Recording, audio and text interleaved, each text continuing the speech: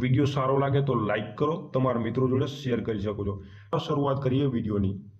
જોગાસર તળાવ ક્યાં આવેલું છે? તો જોગાસર નામનું તળાવ છે તે ધ્રાંગધ્રા તાલુકાની અંદર આવેલું છે, ધ્રાંગધ્રા શહેરની અંદર આવેલું છે. અને આ ધ્રાંગધ્રા શહેર છે આવેલું છે સુરેન્દ્રનગર જિલ્લાની અંદર. સુરેન્દ્રનગર જિલ્લાની અંદર આ ધ્રાંગધ્રા તાલુકો છે. તો આ ધ્રાંગધ્રા શહેરની અંદર જોગાસર તળાવ છે તે આવેલું છે. અને ધ્રાંગધ્રા છે એને ગુજરાતની પિંક સિટી કહેવામાં આવે છે. યાદ રાખજો, પિંક સિટી એટલે કે ગુલાબી શહેર કહેવામાં આવે છે.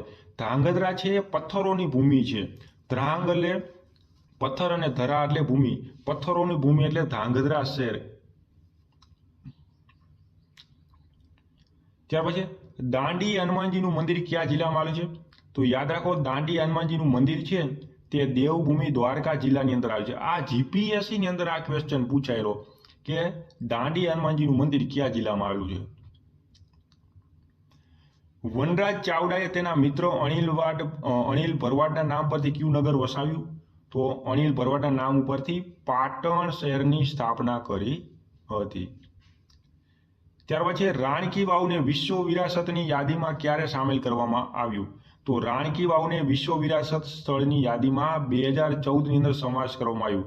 2017ની અંદર અમદાવાદ શહેરને વર્લ્ડ હેરિટેજ સિટી તરીકે સામેલ કરવામાં આવ્યું. અમદાવાદને વર્લ્ડ હેરિટેજ સિટી તરીકે 2017માં. પંચાસરા પાર્શ્વનાથનું દેરાસર ક્યાં આવેલ છે? જેમાં વનરાજ ચાવડાની પ્રતિમા આવેલી છે. તો પંચાસરા પાર્શ્વનાથનું દેરાસર જે છે જેમાં વનરાજ ચાવડાની પ્રતિમા આવેલી છે તે પાટણની અંદર આવેલી છે. પાટણની અંદર.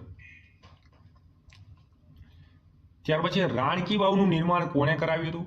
તો ભીમદેવ પ્રથમની પત્ની રાણી ઉદયમતીએ પોતાના પતિની યાદમાં રાણકી વાવનું નિર્માણ કરાવ્યું હતું. અને રાણકી વાવ આવેલી છે પાટણની અંદર.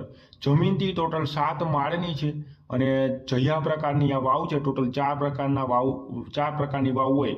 નંદા પ્રકાર, ભદ્રા પ્રકાર, જયા અને વિજય. એમાંથી આ જયા પ્રકારની આ વાવ છે રાણકી વાવ. અને 2014ની અંદર રાણકી વાવને વર્લ્ડ હેરિટેજ સાઇટમાં સમાવેશ કરવામાં આવ્યો. 100 રૂપિયાની નોટની અંદર પણ એનું ચિહ્ન સ્થાપિત રાખવામાં આવેલું છે રાણકી વાવનું. ત્યાર પછી મુનસર તળાવ કોણે બંધાવ્યું હતું? તો મુનસર તળાવ જે છે તે મીનળ દેવીએ બંધાવ્યું હતું. મુનસર તળાવ કોને બંધાવ્યું હતું? રાણી મીનળ દેવી છે એમને મુનસર તળાવ છે તે બંધાવ્યું હતું. સહસ્ત્રલિંગ તળાવ કોણે બંધાવ્યું હતું? તો સહસ્ત્રલિંગ તળાવ જે છે એ સિદ્ધરાજ જયસિંહે બંધાવ્યું હતું. હવે આ સહસ્ત્રલિંગ તળાવ છે ને એને પહેલા દુર્લભ સરોવર કહેવામાં હતું. શું કહેવામાં હતું? દુર્લભ સરોવર કહેવામાં આવતું હતું. દુર્લભરાજ સોલંકી આ સરોવર છે બંધાવ્યું હતું.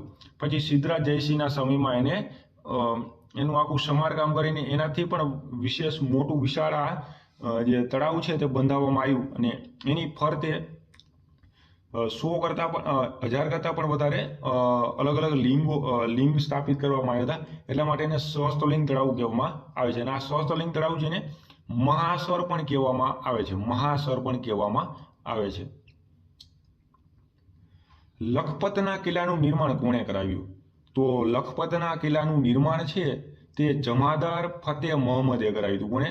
જમાદાર ફતેહ મહમ્મદ. એમને આ લખપતના કિલ્લાનું નિર્માણ કરાવ્યું હતું. ઉત્તમ પ્રકારના બનીનું ઘાસ કયા જિલ્લામાં થાય છે? તો ઉત્તમ પ્રકારના બનીનું ઘાસ છે તે કચ્છ જિલ્લાની અંદર થાય છે. બનીનું ઘાસ. ત્યાર પછી સુપ્રસિદ્ધ કુંભારિયાના દેરા કયા જિલ્લામાં આવે છે? તો સુપ્રસિદ્ધ કુંભારિયાના દેરા છે તે બનાસકાંઠા જિલ્લાની અંદર. મહેસાણા નહીં આવે પરંતુ અહીંયા ટાઈપિંગમાં મિસ્ટેક છે. કુંભારિયાના દેરા છે બનાસકાંઠા જિલ્લાની અંદર આવેલા છે. બનાસકાંઠા જિલ્લાની અંદર. ત્યાર પછી માતૃશ્રાદ્ધ માટે ગુજરાતનું કયું સ્થળ જાણીતું છે? તો માતૃશ્રાદ્ધ માટે બિંદુ સરોવર છે તે જાણીતું છે. બિંદુ સરોવર જગપ્રસિદ્ધ છે. તે માતૃશ્રાદ્ધ માટે જાણીતું છે. સિદ્ધપુરની અંદર આવેલું છે. ભગવાન પરશુરામે પોતાની માતા રેણુકાનું શ્રાદ્ધ અહીંયા કર્યું હતું. એટલા માટે આ માતૃશ્રાદ્ધ માટે જાણીતું છે. અત્તરનગરી તથા નવાબોના શહેર તરીકે કયું સ્થળ જાણીતું છે? તો અત્તરનગરી તથા નવાબોના શહેર તરીકે પાલનપુર છે એને ઓળખવામાં આવે છે. પાલનપુરને. ત્યાર પછી અરવલ્લી પર્વતમાળાનું સૌથી ઊંચું શિખર કયું છે? તો અરવલ્લી પર્વતમાળાનું સૌથી ઊંચું શિખર છે એ છે ગુરુ શિખર. ગુરુ શિખર છે અરવલ્લી પર્વતમાળાનું સૌથી ઊંચું શિખર છે. ત્યાર પછી દેલવાડાના દેરા કયા ધર્મનું તીર્થ સ્થાન છે? તો દેલવાડાના દેરા છે તે જૈન ધર્મનું તીર્થ સ્થાન છે. જૈન ધર્મનું તીર્થ સ્થાન છે દેલવાડાના દેરા. ત્યાર પછી ભુજમાં આવેલ આઈના મહેલનું નિર્માણ કોણે કરાવ્યું હતું?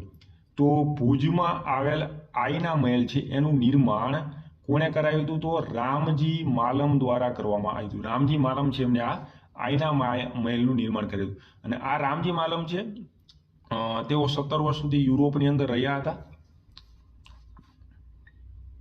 તો એટલા માટે અહીંયાથી કાચની કળા શીખીને અહીંયા આ ભુજની અંદર આઈના મહેલનું નિર્માણ કરવામાં આવે છે.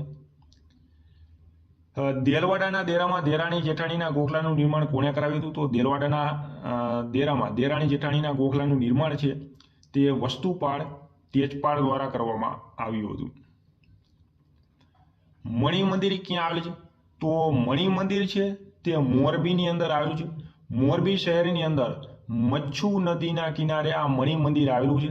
આને ગુજરાતનો તાજમહેલ કહેવામાં આવે છે. ગુજરાતનો તાજમહેલ કહેવામાં આવે છે મણિ મંદિરને ગુજરાતનો તાજમહેલ.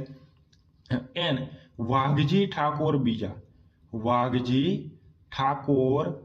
બીજાએ આ મંદિર છે તે બંધાવ્યું હતું. મણિ મંદિર એક પ્રેમનું પ્રતીક પણ માનવામાં આવે છે, જેમ તાજમહેલ છે એવી જ રીતે. જેસલ તોરલની સમાધિ ક્યાં આવેલી છે? તો જેસલ તોરલની સમાધિ છે તે આવેલી છે અંજારની અંદર, અને અંજાર આવેલું છે કચ્છ જિલ્લાની અંદર. અંજાર. ક્રાંતિવીર શ્યામજી કૃષ્ણ વર્માનું સ્મારક ક્યાં આવેલું છે? તો ક્રાંતિવીર શ્યામજી કૃષ્ણ વર્માનું સ્મારક આવેલું છે આપણા માંડવીની અંદર. ગુજરાતની અંદરથી 3 વિદેશી ક્રાંતિકારીઓ થઈ ગયા કે જેમને વિદેશમાં રહીને ક્રાંતિકારી પ્રવૃત્તિ ચલાવી હતી. એમાંના એક છે આપણા શ્યામજી કૃષ્ણ વર્મા, બીજા છે મેડમ ભીખાઈજી કામા, ત્રીજા છે સરદારસિંહ રાણા. તો એમાં જે ક્રાંતિવીર હતા શ્યામજી કૃષ્ણ વર્મા, તેમનું સ્મારક આવેલું છે માંડવીની અંદર, કેમ કે ત્યાં એમનો જન્મ થયો હતો. અને કચ્છની અંદર આવેલી છે યુનિવર્સિટી આવેલી છે, એનું નામ પણ એમના નામ ઉપરથી જ ક્રાંતિવીર શ્યામજી કૃષ્ણ વર્મા કચ્છ યુનિવર્સિટી રાખવામાં આવેલું છે. ગુજરાતનું એકમાત્ર ખાનગી બીચ ક્યાં આવેલું છે? તો ગુજરાતનો એકમાત્ર ખાનગી બીચ આવેલો છે માંડવીની અંદર. અને આ માંડવી કયું? તો કે કચ્છની અંદર. માંડવી તાલુકા 2 છે, યાદ રાખજો. એક સુરતની અંદર પણ માંડવી આવેલું છે અને કચ્છની અંદર પણ માંડવી આવેલું છે. ત્યાર પછી લાખોટા મહેલ ક્યાં આવેલો છે? તો લાખોટા મહેલ આવેલો છે જામનગર શહેરની અંદર. અર્ધ ગોળાકાર ક્ષેત્રની અંદર આ લાખોટા મહેલ છે તે ફેલાયેલો છે. શસ્ત્રાગાર તરીકે પણ અંદર અહીંયા તરીકે જાણીતું કોઠા પણ જાણીતું છે કે જ્યાં શસ્ત્રો માટેનું સંગ્રહાલય અંદર રાખવામાં આવેલું છે. દયાનંદ સરસ્વતીની જન્મભૂમિ કઈ છે? તો દયાનંદ સરસ્વતીની જન્મભૂમિ છે ટંકારા. મોરબી જિલ્લાના ટંકારાની અંદર સ્વામી દયાનંદ સરસ્વતીનો જન્મ થયો હતો કે જેમણે આર્ય સમાજની સ્થાપના કરી હતી. 10 એપ્રિલ 1875ની અંદર મુંબઈ શહેરની અંદર આર્ય સમાજની સ્થાપના દયાનંદ સરસ્વતી કરી હતી. અને આ દયાનંદ સરસ્વતીએ વેદો તરફ પાછા ફરવાનો મંત્ર આપ્યો હતો. સત્યાર્થ પ્રકાશ નામનો ગ્રંથ પણ લખ્યો હતો. દામોદર અને મૃગી કુંડ ક્યાં આવેલા છે? તો દામોદર કુંડ અને મૃગી કુંડ છે તે આપણા જુનાગઢ શહેરની અંદર આવેલા છે. દામોદર કુંડની અંદર સ્નાન કરવાનો એક ઘણો બધો મહિમા છે. અને મૃગી કુંડની અંદર દર વર્ષે મહાશિવરાત્રિના દિવસે સાધુ સંતો છે એમની રવેડી નીકળે છે જુનાગઢની અંદરથી, અને આ મૃગી કુંડની અંદર શાહી સ્નાન કરવાનો મહિમા છે. મોરબીના મણિમંદિરનું નિર્માણ કોણે કરાવ્યું હતું? તો મોરબીના મણિમંદિરનું નિર્માણ વાઘજી ઠાકોરે કરાવ્યું હતું. વાઘજી ઠાકોરે મોરબીના મણિમંદિરનું નિર્માણ કરાવ્યું હતું. અને એમને ગુજરાતના શાહજહાં કહેવામાં આવે છે. યાદ રાખજો, ગુજરાતના શાહજહાં કોને કહેવામાં આવે છે? તો વાઘજી ઠાકોરને. ભૂતકાળની જીપીએસસીની પરીક્ષામાં ક્વેશ્ચનો